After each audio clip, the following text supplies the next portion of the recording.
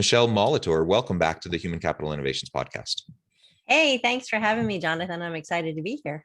Yeah, it's great to have you back. We chatted, maybe 3-4 months ago, had a really great conversation. Today, we're going to extend that. We're going to continue our dialogue. And today, we're going to focus on imposter syndrome. We're going to talk about overcoming imposter syndrome. It's such a common thing. So many people really wrestle with it, and how to rebuild by overcoming imposter syndrome, how to rebuild our trust in self and in others, and how we can do that not only in our personal lives, but also within the workplace. Because I think so many people really do struggle with imposter syndrome, especially when you find yourself in a new role at work. You're in a new leadership capacity. You're taking on a new project, a new challenge that you've never done before. I think it's only natural that we question ourselves. And perhaps, to a certain extent, it's healthy because it's good to have some humility. It's good to recognize, we need to continually be learning, but that healthiness can quickly turn to unhealthy kind of ruminations when we just get sucked into feeling like we're just an imposter and we can't do anything right, and we're just fooling everybody, and we're not being authentic, and like all that stuff that starts to pile on all of a sudden, then that becomes very unhealthy. And so we definitely need to figure out how we're going to manage that. As we get started, I wanted to share Michele's bio with everybody. Michele Molitor is the founder and CEO of Nectar Consulting, Inc., and co-author of the best-selling book, Breakthrough Healing. She works with executives and entrepreneurs, bringing more than 25 years of expertise, intuitive insights, and strategic business savvy to their success. She is an expert at enhancing the capacity of leaders to build high-performing teams and exponentially increase bottom-line results. Michelle's unique rapid rewiring approach is a culmination of years of study in the realms of emotional intelligence, neuroscience, organizational psychology, and rapid transformational therapy. She helps catalyze shifts in thinking and eliminate mental and emotional blocks to rapidly rewire your brain for greater confidence and success. A nationally recognized speaker, certified executive coach, rapid transformational therapy practitioner, consultant, trainer, and writer, Michele's passion for helping others amplify their natural talents and expand their leadership is conveyed through all aspects of her work and her writing. What an incredible background. You do such amazing work. It's great to have you back. Anything you would like to share with listeners as by way of your background before we launch into the conversation? Sure. Well, this whole topic of imposter syndrome is kind of near and dear to my heart, simply because it's something that I lived through. In my former career, I was a creative director in web development in high tech, and had been moved to San Francisco at the height of the .com boom back in 2000, dating myself a bit. But it was a great ride until there was a couple of folks that I hired on my team, two gentlemen who I hired for my team, who made it abundantly clear to me that they didn't really like working for a woman. And their comments, their actions, their behaviors all very quickly chipped away and eroded at my confidence and created a very large case of imposter syndrome. And oh my gosh, and who am I? I'm a fraud. I'm going to be found out. And ultimately, it led me to getting fired. And it was a super painful experience, Jonathan. It shook me to my core, because I had spent, the first 10 years of my career trying to figure out, how do I get to the corner office and create this level of success? And I thought I had finally gotten there, only to, fall off my idea of who I saw myself to be, and I didn't know who I was anymore. And so I discovered coaching to help me figure out what to do next. And in the process of being coached, discovered my true calling to become a coach. So I changed careers, started my company, Nectar Consulting, in 2001, and have been doing it ever since. And I've been on this quest to find out and to understand what creates confidence. Why do some people seem to be really confident and others don't? And have really gotten deep into the neuroscience of how our brains work and how our emotions work, and how that rules us and moves us through the world.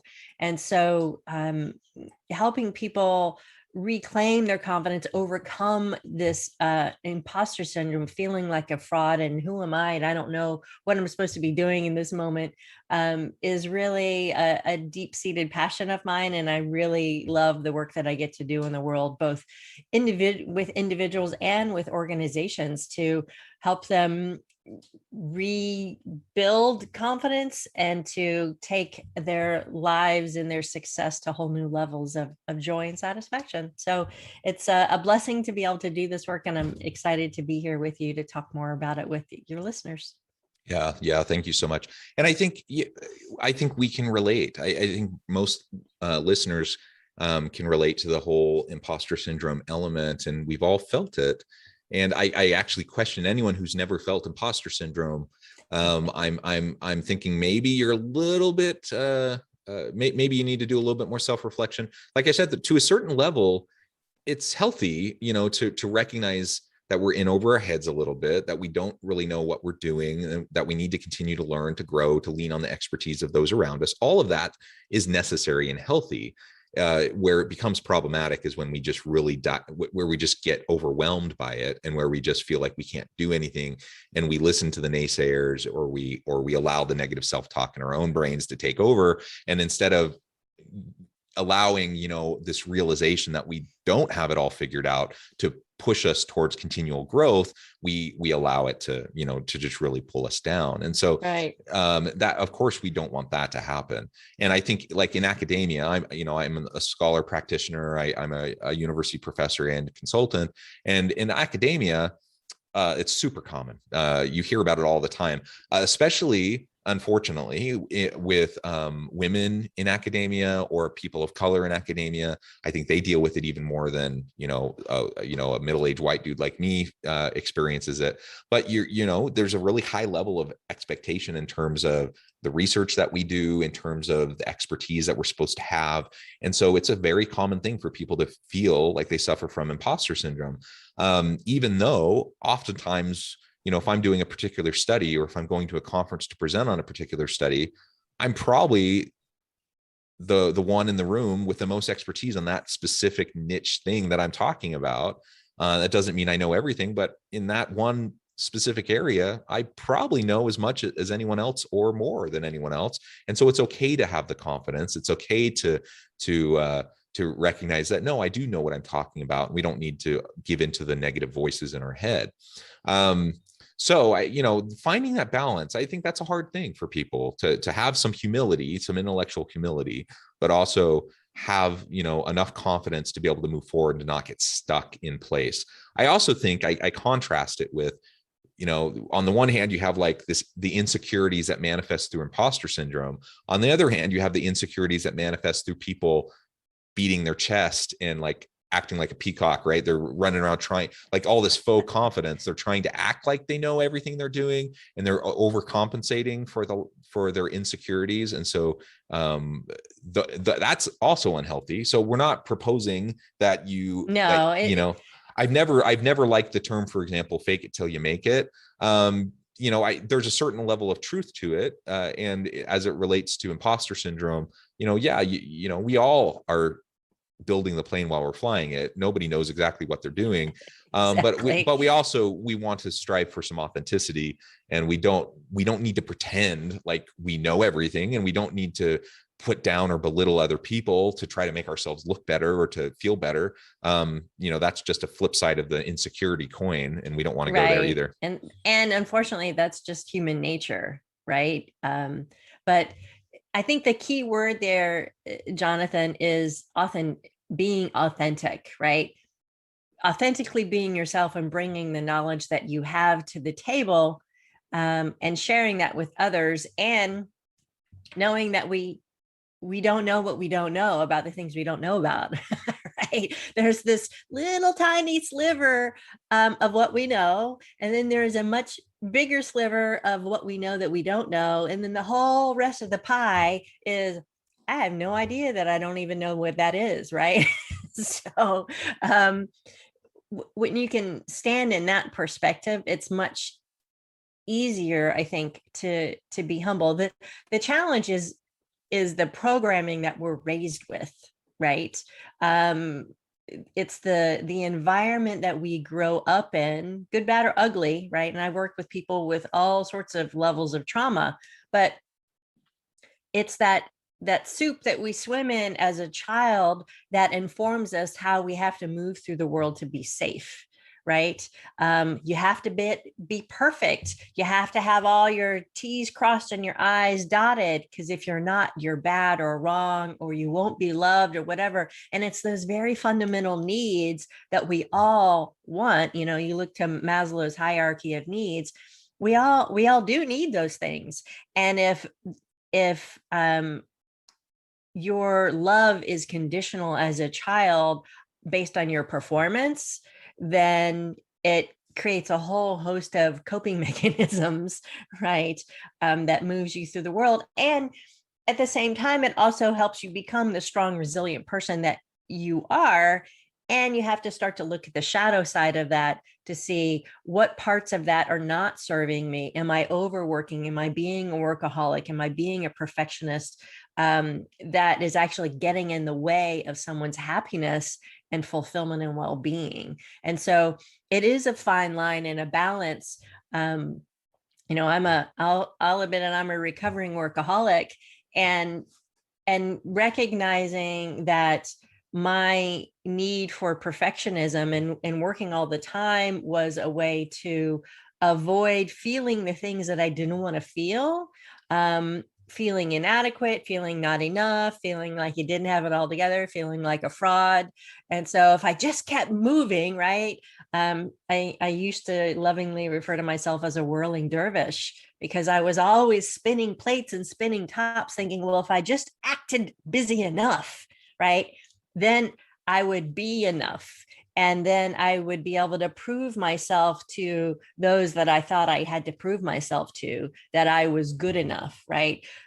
And what I found through my years of study is that being enough comes from the inside, not from the outside, right? Yeah, I really love that. And that's an important point. Like, our innate value is not determined on the external environment. It's not determined by others around us. And we don't need to qualify for anyone's love and acceptance. People are people. And so sometimes people make their love and acceptance of you conditional on certain things. That's their issue, though. That's not your issue. And so when we can, like you said, when we can learn to kind of set those things aside, all that stuff that maybe, you know, was part of our upbringing or how we were socialized in different organizational contexts or whatever, set that aside, recognize that we are lovable and should be loved. We're worthy of that love regardless, that we are enough, that we bring and add value, and that we can just tap into our own self-worth independent of anyone else. We don't need anyone else's validation. When we can do that, then we unleash ourselves to be able to just be authentic and to just be able to do the work that we're meant to do. And that doesn't mean of course, we're not going to be perfect. We're going to make mistakes. We're going to fall flat on our face from time to time. And sometimes, you know, we may even be quote unquote found out as not like knowing what we're doing. But you know what? No, everyone else is doing the same thing. Like, nobody knows exactly what they're doing. Everyone's trying to figure it out as they go. And so we just learn to accept that and acknowledge it. And, you know, I talk with a lot of people about innovative organizations and creativity. If you want to unlock innovation and creativity within your organization, you have to create a psychologically safe environment where people feel free to quote unquote fail. But it's not even failure if you frame it the right way. It's just learning, it's iterating, it's learning, it's trying new things, and it's experimenting, right? It's experimentation. And so when we can just recognize that's what we're all doing all the time, and just recognize the need for, you know, a continual growth and abundance mindset that we're going to continue to grow into ourselves, then it takes away a lot of those insecurities that, you know, I think most of us have. It's a human thing to have those insecurities. So Michele, what do we start to do to unlock that? Like, how do we start to overcome the imposter syndrome? Because imposter syndrome really can be, it really can suck the soul out of a person. It can suck the soul out of a team. And it can really degrade trust and the ability to rely on other people and for them to be willing to rely on you. So how do we start to overcome that and rebuild the trust with ourselves and with the people around us? Yeah, that's a great question, and it's so important in an organization, right? In order for everybody to be rowing in the same direction, you have to trust that the guy next to you is going to be able to keep up and is going to be able to meet you, right, in different ways, shapes, and forms. And so the very first step is taking a look within your own self and start to notice what's the conversation that you're having in your head with yourself. Is there, I'm not good enough, I'm not worthy, I'm not deserving, I don't bring value to the team? Is there any of those kinds of limiting beliefs happening within you? Because you can't do anything to correct it if you don't think there's a problem, right? And I've worked with hundreds and hundreds of people all over the world, right?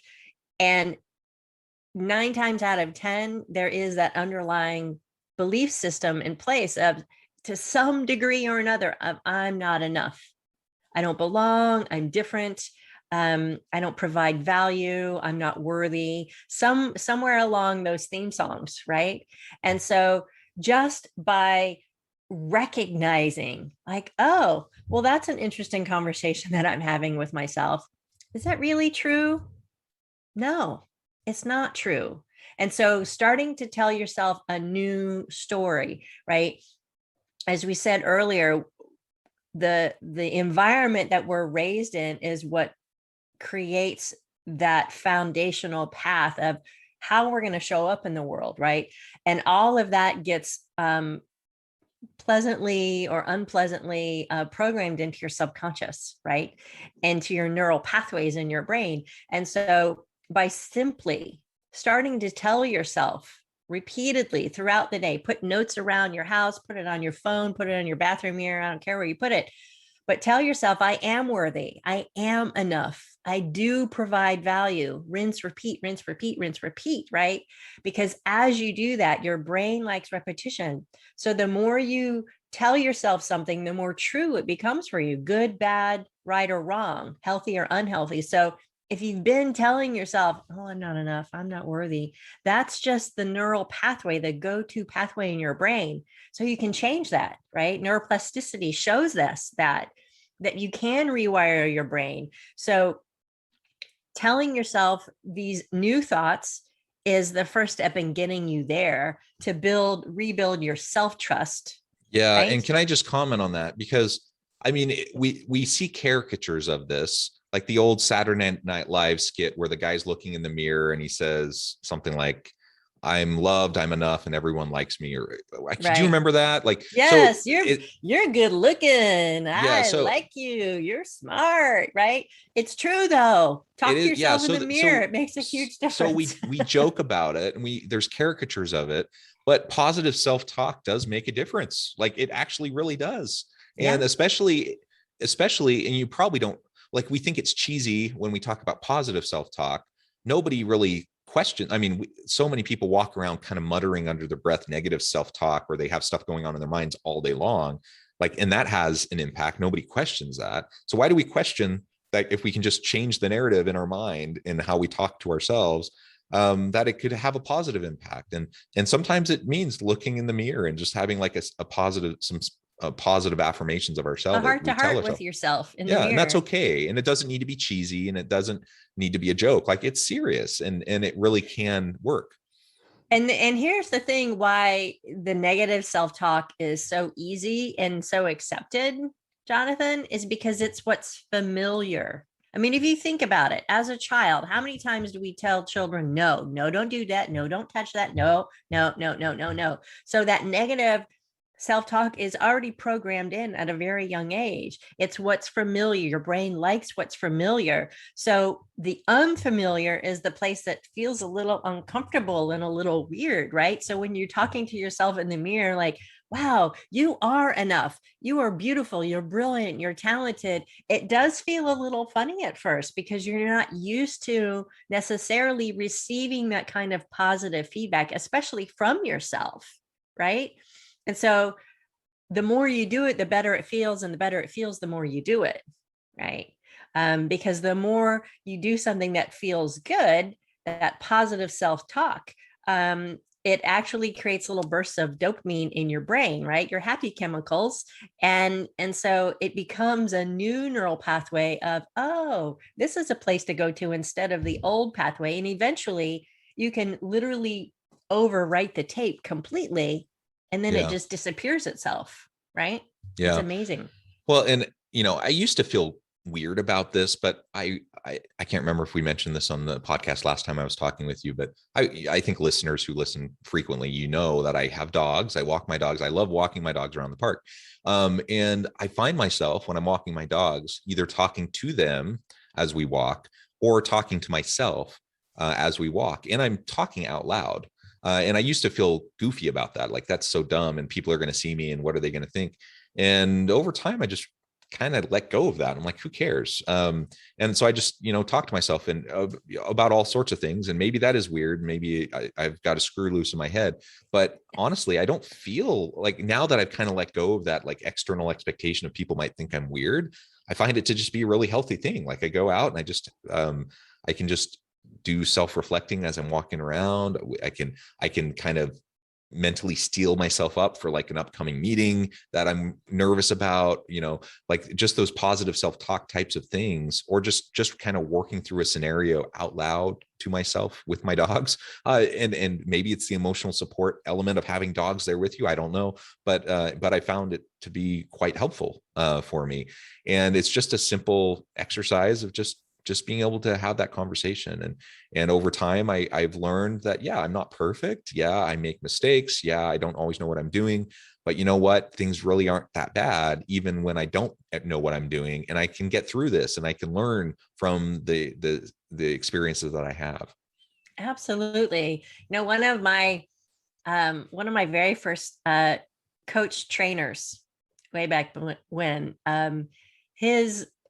I have such great high regard for him. And the name of his company is It's All Made Up, because it is. If you think about it, everything's all made up. We assign labels to things. This is a lamp. This is a computer. This is a microphone, right? But before the microphone was invented, it didn't have a name, right? And we created this thing and we called it a microphone, right?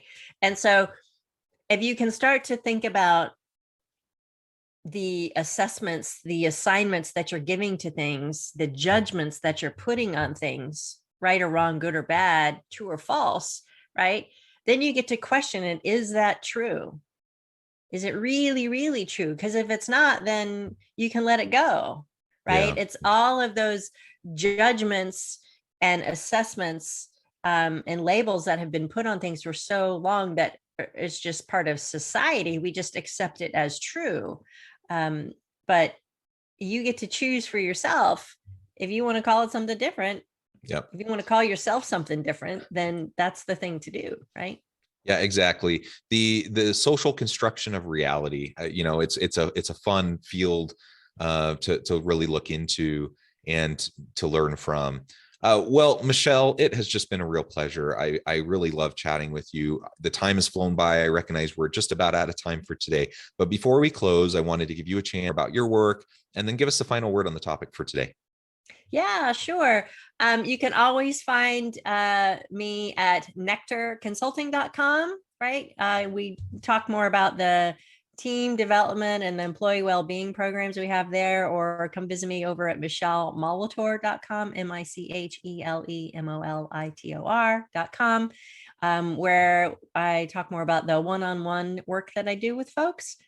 And there you can download my latest free ebook on imposter syndrome. Do you have imposter syndrome? 6 triggers that are crushing your confidence. So I'm happy to have a complimentary discovery call with folks if they're curious to know more, and happy to be of service if I can. Wonderful. Wonderful. Well, thank you so much, Michele. It's been a pleasure. I encourage listeners to reach out, to get connected, to find out more about what Michele can do for you. And as always, I hope everyone can stay healthy and safe.